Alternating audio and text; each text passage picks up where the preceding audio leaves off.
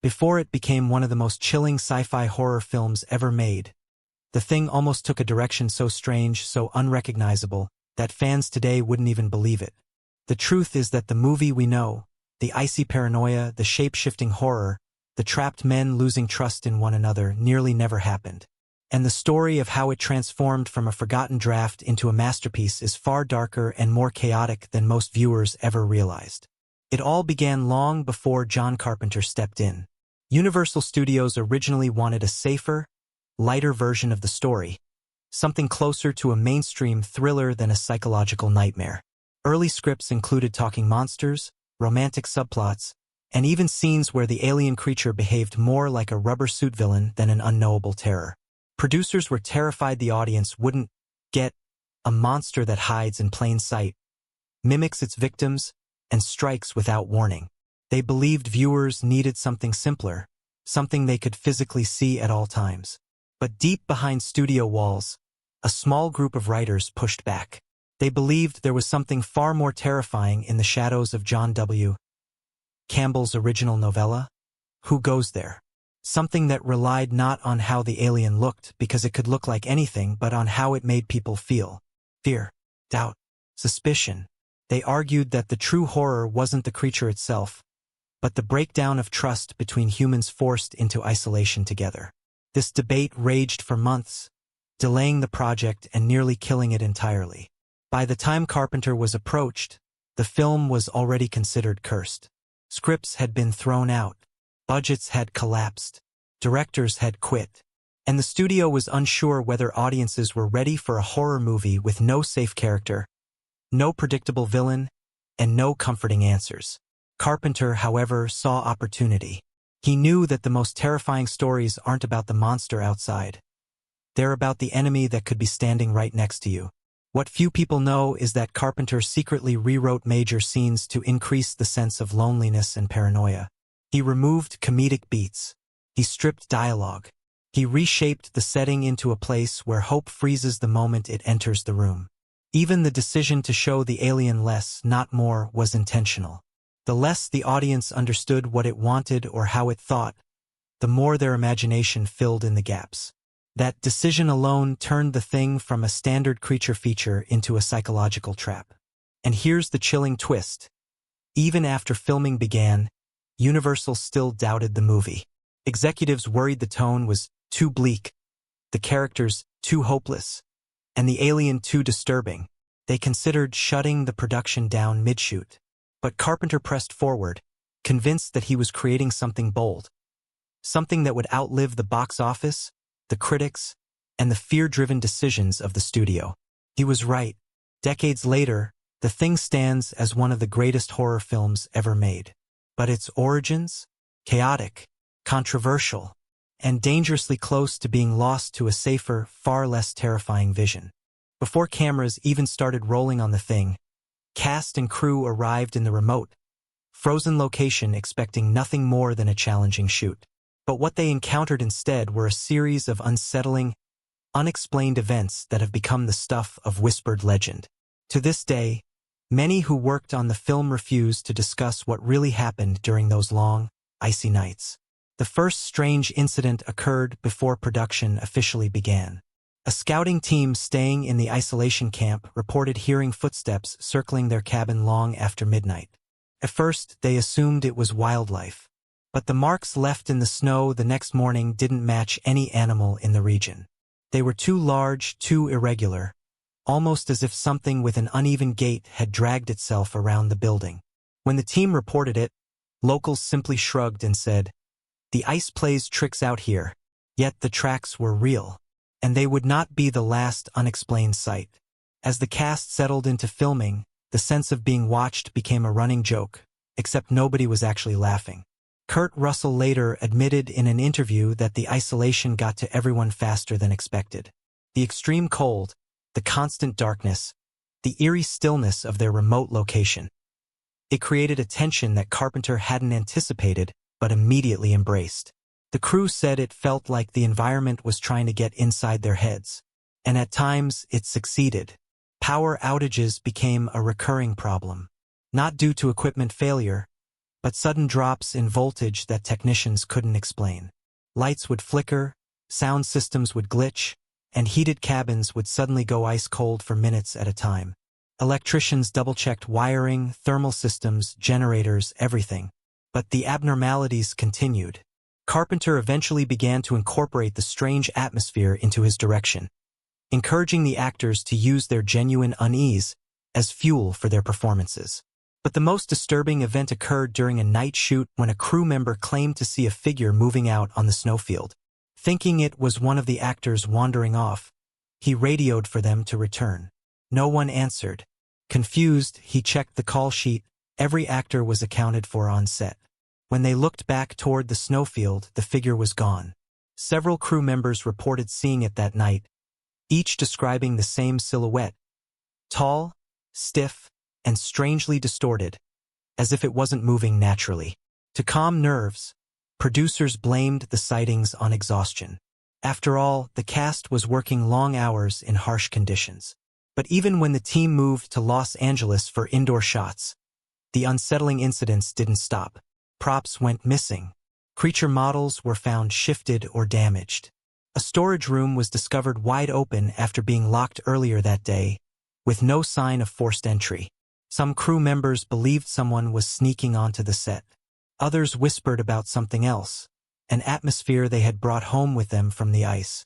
John Carpenter never publicly addressed these rumors, but several crew interviews over the decades hint that the production was far stranger than fans ever realized. Whether it was paranoia, stress, or something unexplainable, the fear on set became a character of its own, amplifying the dread that would ultimately define the thing. Before CGI, before digital compositing, before computers reshaped Hollywood, the thing built its terror from something far more primal. Physical creatures made of rubber, foam, chemicals, real animal parts, and pure artistic madness. But what most fans never realized is just how close these practical effects came to breaking the film, and the people who created them. The alien you see on screen wasn't just horrifying for audiences. It was horrifying for the crew who had to build it, operate it, and breathe the same air that sometimes filled with fumes, melting plastic, and chemicals that were never meant for human lungs. At the center of this monster-making chaos was Rob Bottin, a 22-year-old effects genius whose mind seemed to operate on a different plane. Bottin didn't simply design a creature. He envisioned an organism that could be anything, transform into anything, and corrupt anything.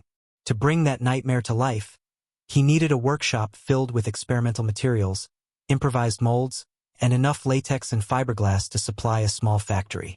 What few people know is that Bottin lived inside his workshop for over a year, surviving on junk food, caffeine, and almost no sleep.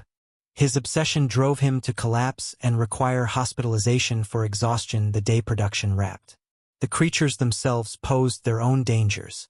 Some models were built with internal bladders filled with pressurized air to simulate pulsing, breathing flesh.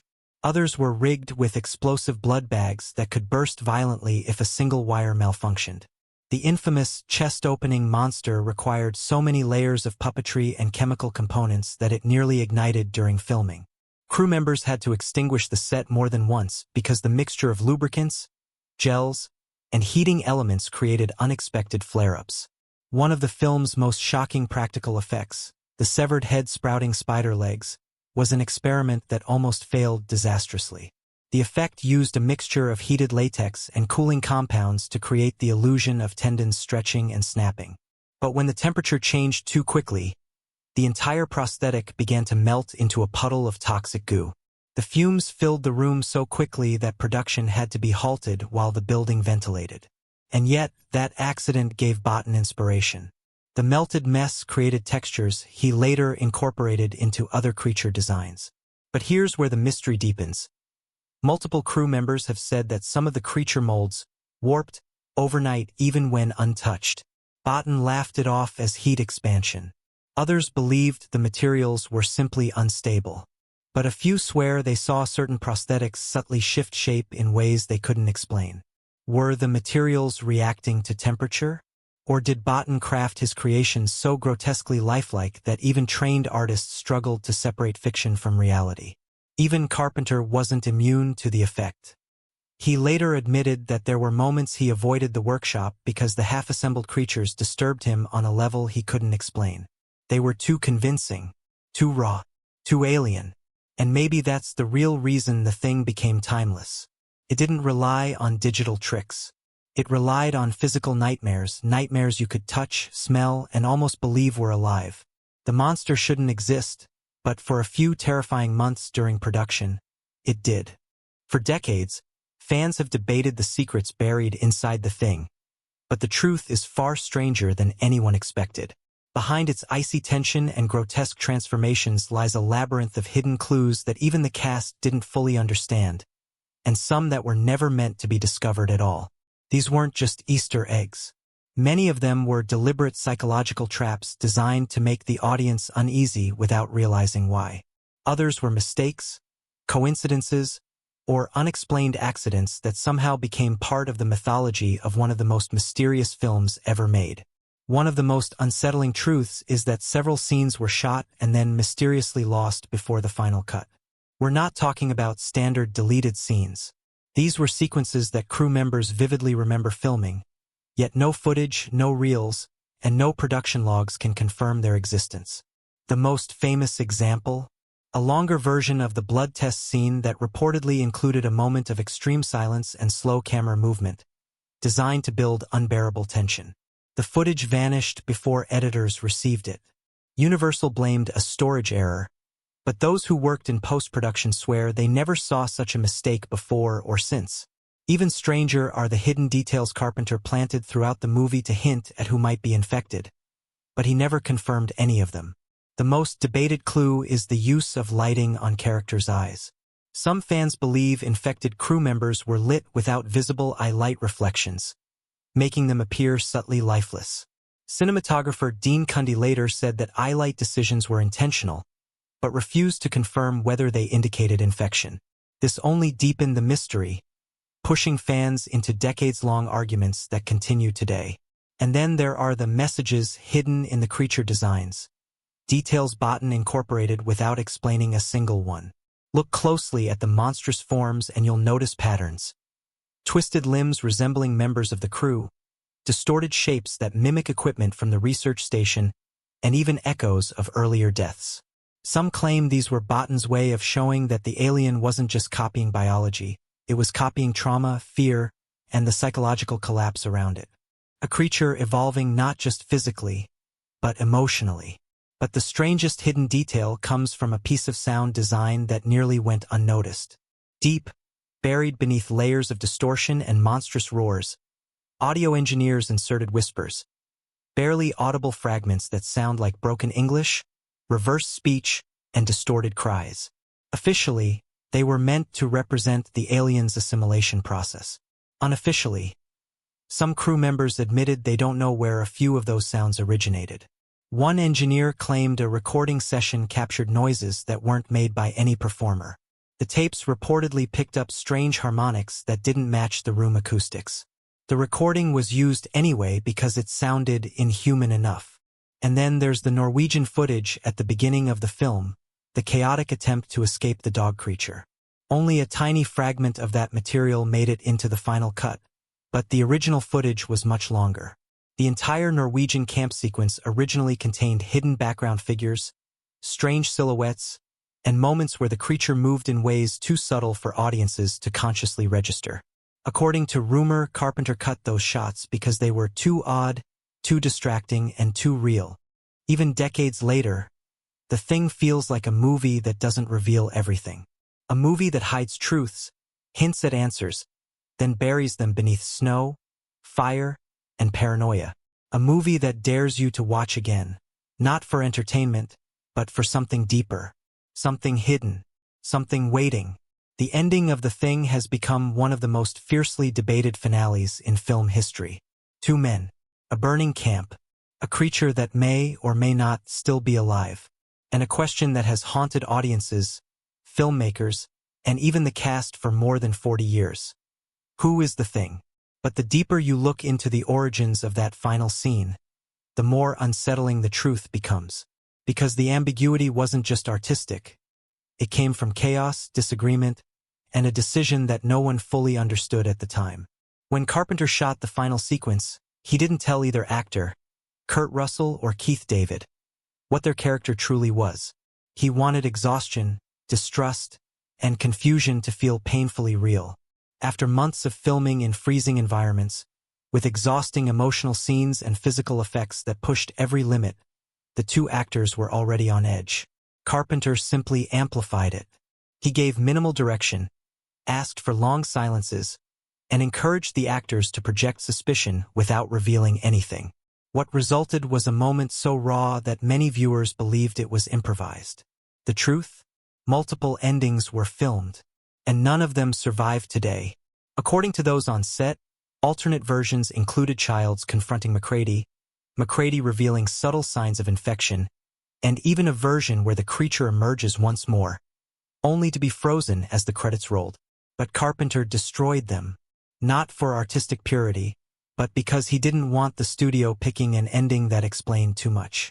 He wanted the fear to linger, the unanswered question to echo, the infection to feel like it might still be out there, hiding in plain sight. Hollywood insiders claim that Universal executives were furious. They believed audiences hated uncertainty, and they pressured Carpenter to choose a definitive ending. But test screenings revealed something unexpected. Viewers didn't just accept the ambiguity, they were captivated by it. The quiet tension between Childs and MacReady created a psychological aftershock that followed people out of the theater. It felt real in a way few horror endings ever did. And then came the theories. Some fans claimed MacReady was infected because he didn't produce visible breath in the cold, except that the lighting setup sometimes made breath appear inconsistent. Others argued Childs was the infected one because his story about getting lost in the storm didn't match earlier scenes. And then there was the gasoline bottle theory. The idea that MacReady had filled a bottle with kerosene as a test, and Childs drank it without reacting, proving he wasn't human. Carpenter dismissed this theory in an interview, then later refused to discuss it again. But here's the strangest part. Cast and crew admit that even they don't know the truth. Keith David once said, "I know what I think, but that doesn't mean it's right." Kurt Russell insisted he played the final scene as a man, past caring whether he lives or dies. Carpenter, when cornered, once laughed and simply said, "The answer is there. You just haven't found it yet." And in one interview, cinematographer Dean Cundey hinted that he did use eye lights to reveal who was human, but refused to identify which character had them in the final shot. Decades later, with interviews, rumors, lost footage, and conflicting stories, one thing remains certain. The ending of The Thing isn't a puzzle you're meant to solve. It's a feeling, a suspicion, a final whisper of paranoia that follows you long after the flames die down. That's why Hollywood still considers it one of the greatest ambiguous endings ever created. Not because it leaves you with no answers, but because it makes you question whether you ever wanted the answers at all. In the end, The Thing isn't just a movie. It's a living myth, one that grew in the frozen cracks between fear, obsession, and the unknown. Even today, more than 4 decades later, audiences still argue about its secrets, dig into its hidden clues, and chase the truth behind its chilling final moments. And that's the real magic of this story. The mystery refuses to die. Every question leads to another. Every discovery opens a new door. And every piece of behind-the-scenes history reveals that the world of The Thing is as dark, unpredictable, and unsettling as the creature itself. When you look back at the chaos of its production, at the risks John Carpenter took, at the emotional exhaustion of the cast, and the borderline dangerous practical effects that pushed the limits of filmmaking, one thing becomes clear. This movie should not have succeeded. Not on paper. Not in execution. Not in the eyes of a Hollywood system terrified of anything different. And yet, The Thing became a masterpiece not because it did everything perfectly, but because it dared to be uncompromisingly strange. Think about what we uncovered. The studio's constant fear of the movie being too bleak, the unexplained on-set occurrences that rattled even hardened crew members, the creature effects that pushed a 22-year-old artist to physical collapse, the lost scenes that vanished without explanation, the mysterious sound recordings, the hidden visual clues nobody fully understands, And then the infamous ending that refuses to give anyone closure. All of it, every piece, created a mythology deeper and darker than most horror films ever attempt. And that's why The Thing still haunts Hollywood. It isn't just the gore or the creature transformations or the isolation. It's the feeling that something about this film remains hidden, unfinished, unresolved. As if the story itself never truly ended. As if some part of the alien or the paranoia or the dread followed everyone home from that frozen set and simply never let go. But the greatest mystery of all, the one that fans never stop debating, is not who the creature was at the end. It's not whether McCready or Childs was infected. It's not the missing scenes or the whispered audio tracks. It's something much deeper. Why does this film still feel dangerous? Why does it still feel like it knows something we don't? Why does its silence feel as alive as it screams? In a world filled with over-explained sequels and predictable endings, The Thing stands as a rare, fearless creation. One that trusts the audience to sit with uncertainty, to live inside the fear, and to feel the cold creeping into the room long after the final shot fades to black. And maybe that's why the film has only grown stronger with time. Because fear isn't about answers. Fear is about possibilities. The possibility that the monster survived. The possibility that the infection never truly died. The possibility that the real horror is not the creature, but the doubt it plants deep inside your mind. Carpenter understood something few directors dared to touch. The scariest monster is the one you can't identify. The one wearing the face of someone you trust. The one sitting right beside you. The one waiting, patient and quiet, for the moment you finally let your guard down. So when McCready and Childs stare at each other in that final scene, tired, frozen, unsure, you're not watching two characters trapped in the cold. You're watching a question being asked directly to you. What would you do? What would you believe? Who would you trust? If you couldn't trust your own eyes. That's the power of The Thing. Not the creature, not the gore, but the paranoia, the silence, the uncertainty. And all these decades later, the mystery still stands. It breathes. It waits. It lingers in the dark corners of film history, daring anyone, filmmaker or fan, to come close enough to understand it. Because maybe, just maybe, the real secret behind The Thing is this. It was never meant to be solved. It was meant to be felt. And once you feel it, it never truly leaves you.